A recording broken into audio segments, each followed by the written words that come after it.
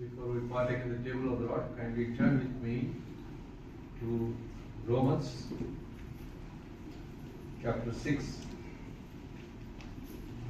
मेज में भाग लेने से पहले हम रोमियो का पत्र से 6वां अध्याय देखेंगे। To read the first 14 verses. पहले 14 आयत हम पढ़ेंगे। रोमियो का पत्र 6वां अध्याय 1 वचन से लेकर 14 वचन You तक। can read these verses in a responsive manner. अभी बारी बारी से पढ़ेंगे। एक वचन मैं पढ़ूंगा, दूसरा वचन आप सब मिलकर पढ़ेंगे। रोमियो का 6वां अध्याय 1 से 14 तक। तो हम क्या कहें, क्या हम पाप करते रहे कि अनुग्रह बहुत हो?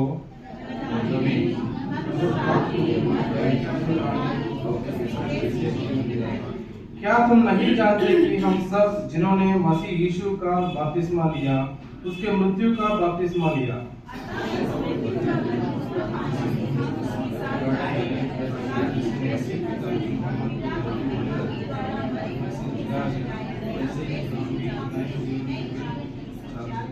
क्योंकि यदि हम उसकी मृत्यु की समानता में उसके साथ जुड़ गए हैं, तो निश्चय उसके जी उठने की समानता में भी जुट जाएंगे।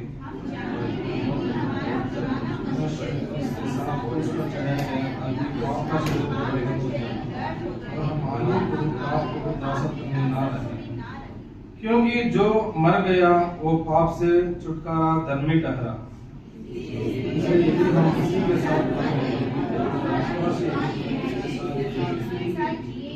क्योंकि ये जानते हैं कि मसीह में मरे हुए में से जी उठकर फिर मरने का नहीं, उस पर फिर मृत्यु को प्रभुता नहीं होने की।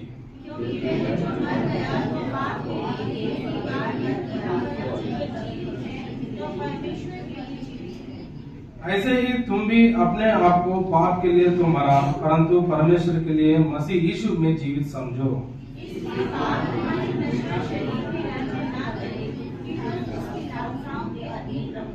और ना अपने अंगों को अधर्म के हथियार होने के लिए पाप को सौंपे, पर अपने आप को मरे हुओं में से जी उठा हुआ जानकर परमेश्वर को सौंपो, और अपने अंगों को धर्म के हथियार होने के लिए परमेश्वर को सौंपो।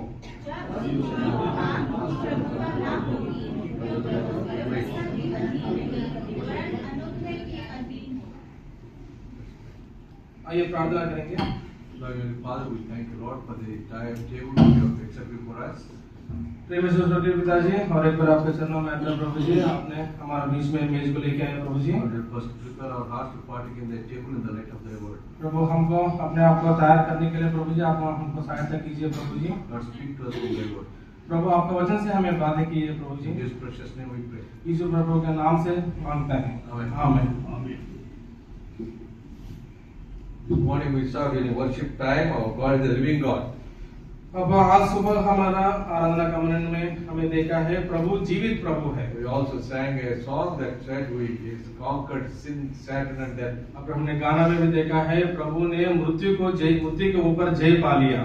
And our God is a victorious God. और प्रभु जयशाली प्रभु है। And for those of us who are called by Him, और जिन्होंने प्रभु अपना नाम से बुलाया है, whom He has accepted as those of us who accepted Him as our और personal Savior, और जिन्होंने प्रभु को अपना स्वीकार किया है, God has also given us that power to overcome these evils. और प्रभु ने हमको अधिकार दिया है यहाँ पे जो जितना भी इविल स्पिरिट्स है उसको ओवरकम करने के लिए। Not that we have any strength in us, ना हमारे पास कुछ इसका बल है, हमारे पास कोई बल नहीं है, but in His name and through Him we can overcome these evils. सिर्फ प्रभु का नाम से हम इसको शैतान का शक्ति को पार कर सकते हैं। However, फिर भी there are 3 or 4 things which continuously dog us in our life. यहाँ पे 3-4 चीज ऐसे है हर बार लगातार हमारा पीछे बढ़ते रहते One is हैं। our own body, एक तो सबसे पहले हमारा शरीर है, which is a body which is conceived in sin. ये जो हमारा जो शरीर है पाप में उत्पन्न हुआ है। There is a world outside, और जो हमारा बाहर धरती पृथ्वी बहुत है, which also keeps taking us towards sin. और हमारा पाप के ऊपर वो खींचते रहते हैं हमारा धरती।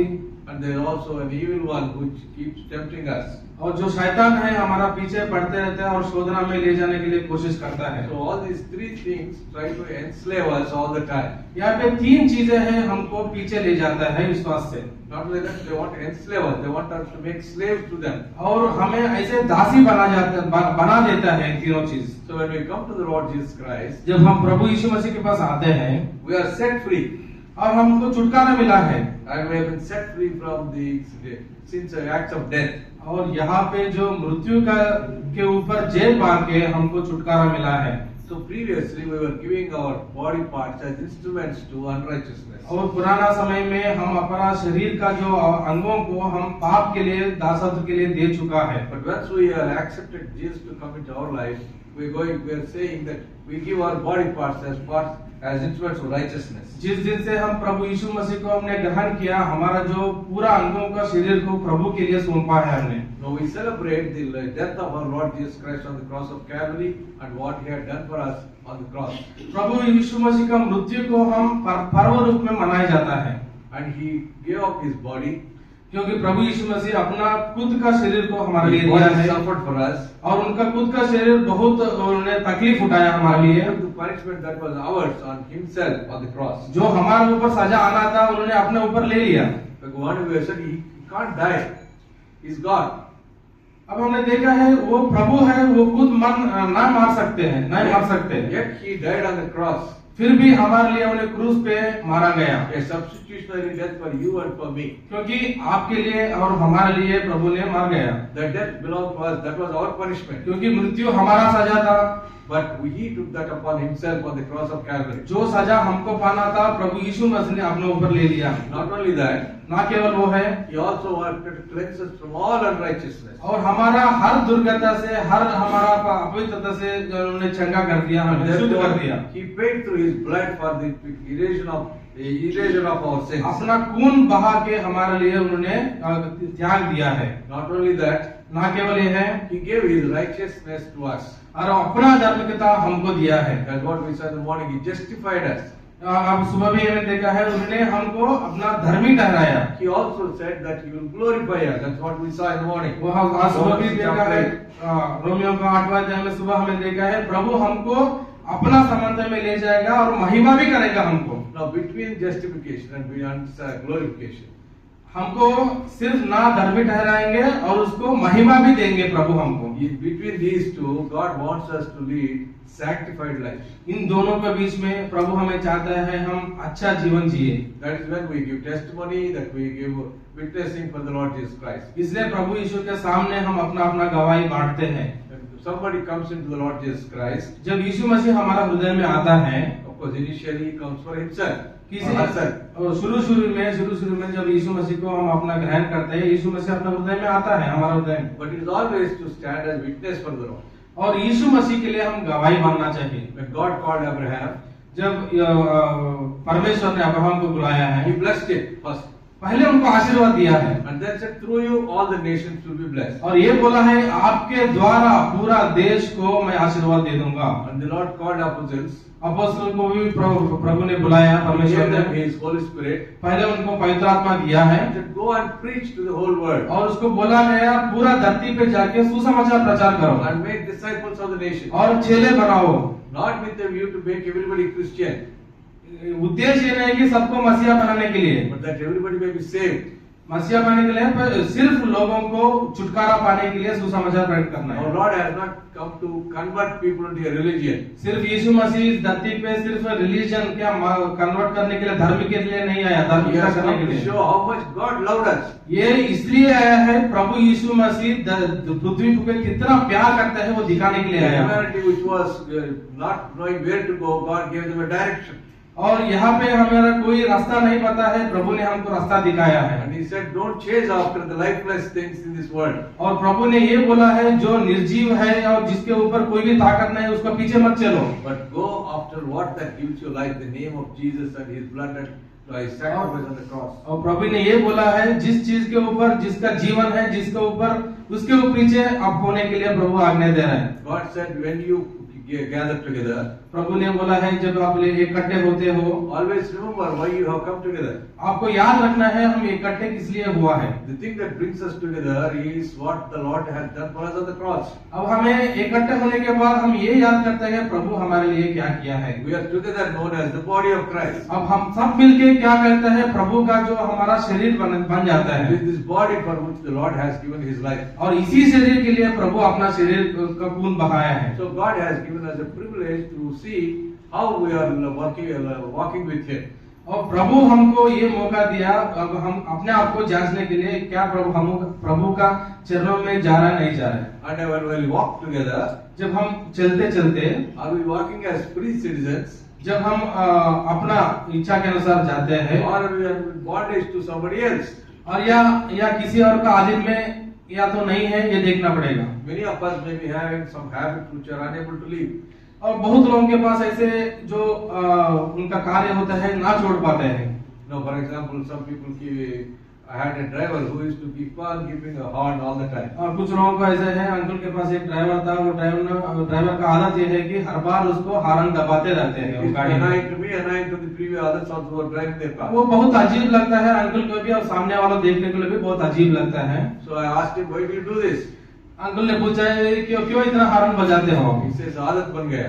हाँ, वो आदत हो गया उनको हॉर्न बजाने में। So some of the habits become आदत for us. कुछ ऐसे चीजें हैं हमको जीवन में आदत हो जाते हैं। And sometimes we feel we may not be able to get rid of these habits, though we want to get rid of these habits. हमको लगता है कभी-कभी ऐसे इस चीज को हम कभी भी छुटकारा नहीं पा सकते हैं। A habit of drinking, a habit of lying, a habit of whatever. ये दारू पीने वाला या झूठ बोलने वाला बहुत सारा ऐसे हमारा आदत होता है। Over a period of time, these habits become so strong that they keep impeding our spiritual life. और कुछ दिनों के बाद, कुछ सालों के बाद ये आदत ऐसे बन जाते हैं हमारा आत्मिक जीवन में रुकावट हो जाता है। And what we think is that we cannot overcome them. और हमें लगता है कि इस जो कार्य को हम नहीं रोक सकते हैं। And which means, what we read in chapter 6, we start saying that you are our master, I am your slave. यहाँ पे देखो रोमियो का 6वां अध्याय में देखा है, जो हम ऐसे दास बन जाता है वो अधिकारी बन जाते हैं, हम उसका दास बन जाते So we हैं। become habits, slaves to our habit. वो हमारा आदत हो जाता है और जो कार्य को हम उसका दासी हो जाते हैं हम। There are many children who become slaves to drugs. और बहुत सारे बच्चे ड्रग्स के लिए या मादक वो जो आदत हो जाता है ड्रग्स के लिए, And they can't leave that habit because they become slaves to that habit. क्योंकि वो जो आदत है वो नहीं छोड़ नहीं सकते, क्योंकि वो अब स्लेव हो गया। But thanks be to God, वो प्रभु को स्तुति चढ़ाएंगे हम, because He has given us the Holy Spirit God to help us overcome those habits. क्योंकि प्रभु ने हमें अपना पवित्र आत्मा दिया है इसको हम आगमन करने के लिए, उसको छोड़ने के लिए। The Lord not only called us, ना केवल प्रभु हमको बुलाया है, when He called us, He gave us the strength to overcome the evil that is around us. प्रभु हमको ताकत भी दिया है ऐसे चीजों के लिए पार करने के लिए। There is no force on earth which can prevent us from coming to the Lord Jesus Christ. देखो यहाँ पे कोई ऐसे चीज, कोई ऐसे आत्मा नहीं है प्रभु यीशु में से आने के रोक सकते हैं। The most powerful thing in this world is death. जो बहुत बलवान चीज है वो मरण है, डेथ, मृत्यु। Nobody can escape. जो मृत्यु है कोई भी इसको पार नहीं कर सकते हैं। Therefore God said, I will first conquer that and show to you that I am the conqueror of death. इसलिए प्रभु यीशु मसीह अपने वचन में बताया मृत्यु के ऊपर मैं जय पाऊंगा ताकि आपको मैं आदर्श बन सकूं। By leading a completely righteous life, He told us that you can lead a righteous life if you are in me. और प्रभु आपका जीवन में अपना जीवन में अच्छा जीवन बिता के दिखाया हमको। His blood has given us the freedom by erasing us all the sins. इसका खून पूरा पाप से हमको छुटकारा पाने के लिए मौका दिया। In the previous chapter of Romans 5, God told us, while we were still sinners, Christ died for us. और पिछले जो रोमियो का 5वां अध्याय हम देखते रहे हैं, हम पापी में थे फिर भी यीशु मसीह हमारे लिए मर गया। The greatest thing about that verse is, it is not because we become righteous God died for us. No.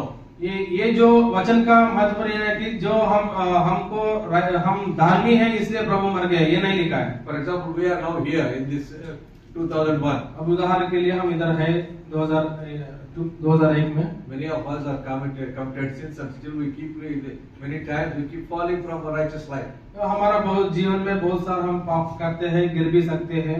While we are still sinners now, Christ died for us 2000 years ago.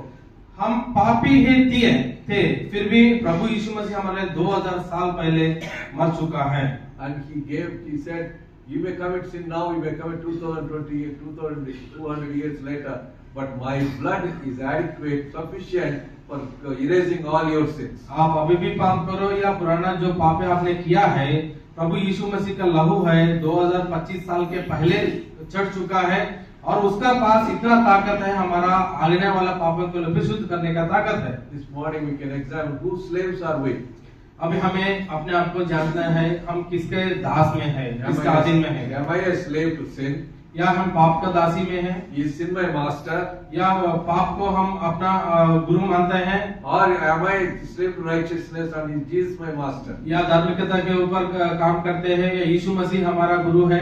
That's what we should examine before we take part in the table. मेज में भाग लेने से पहले ये दोनों चीज हमें जांच करना पड़ेगा। Nobody can examine it for you.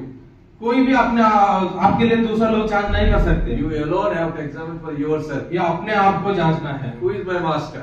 मेरा मालिक कौन है? Is my Lord Jesus my master? या यीशु मसीह मेरा मालिक है? Or sin is my master? या पाप मेरा मालिक है? Examine yourself. हमें अपने आप को जांचना If the पड़ेगा। Lord Jesus is your master, यीशु मसीह अगर हमारा मालिक है तो you celebrate what He has done for you on the cross of Calvary. हम ये ऐसे पर्व मनाता है जो मेज में भाग लेने का पर्व। And if your sin is your master, अगर पाप आपका मालिक है, how can you celebrate what Jesus has done for you? कैसे आप इस पर्व में भाग ले सकते हैं? Because Scripture tells us Jesus has set us free. क्योंकि बाइबल ये कहता है कि प्रभु हमको छुटकारा दिया है। So as free persons, let us partake in the table. जब छुटकारा पाने व्यक्ति के नाते हम मेज में भाग लेना Not है। as slaves to unrighteousness. ना जो सिर्फ पाप का या जो अधर्म के लिए दास नहीं बनो। Let us read from 1 Corinthians पढ़ने कोरिन्थियों को chapter 11, 11वां अध्याय verses 23 to 32, 23 से लेकर 32 तक, and then partake in the table of the Lord. ये पढ़ के हम मेज में भाग लेंगे। क्योंकि यह बात मुझे प्रभु से पहुंची और मैंने तुम्हें भी पहुंचा दी कि प्रभु यीशु ने जिस रात में पकड़वाया गया रोटी ली, And when he had given thanks, he broke it and said, "This is my body which is for you. Do this in remembrance of me." के लिए यही किया करो। इसी रीति से उसने ब्यारी के पीछे कटोरा भी लिया और कहा, यह कटोरा मेरे लहू में नई वाचा है, जब कभी पियो तो मेरे स्मरण के लिए यही किया करो। When you eat the bread and root is practiced on the spread of the Lord's death until he comes. इसलिए जो कोई अनुचित रीति से प्रभु की रोटी खाए या उसके कटोरे में से पिए, वह प्रभु की देह और लहू का अपराधी ठहरेगा। इसलिए मनुष्य अपने आप को जांच ले और इसी रीति से इस कपड़े में से खाए और इस कटोरे में से पिए। क्योंकि जो खाते पीते समय प्रभु की देह को ना पहचाने, वह इस खाने और पीने से अपने ऊपर दंड लाता है। इसी कारण के लिए बहुत से निर्बल और रोगी बहुत से छूट भी गए। यदि हम अपने आप को जांचते तो दंड ना पाते। परंतु प्रभु हमें दंड देकर हमारे ताड़ना करता है, इसलिए कि हम संसार के साथ खुशी ना डालें।